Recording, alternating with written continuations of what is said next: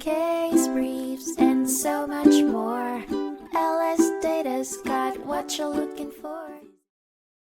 In a 2016 legal case, Stokes v. Dish Network, L.L.C., the United States Court of Appeals for the Eighth Circuit heard a dispute between Dish Network and two subscribers over interruptions caused by the expiration of carriage agreements with Turner Network Sales and Fox News Network. Dish's subscription agreement allowed the company to modify programming and prices without issuing refunds or replacements, and exempted Dish from any interruptions or delays. The lawsuit, initiated by subscribers Neil Stokes and Craig Felsian, sought to determine if the subscription agreement was deceptive or misleading. The district court denied Dish's motion to dismiss the claims for breach of contract and breach of the covenant of good faith and fair dealing. Upon appeal, the court held that the covenant of good faith and fair dealing could not contradict the contract's express terms. The subscription agreement wasn't illusory, and Dish wasn't required to provide monetary relief for service interruptions, as it was explicitly disclaimed in the contract. Thus, the plaintiff's claims failed to state a claim for relief. The majority opinion answered each certified question negatively, reversed the district court's order, and remanded for further proceedings.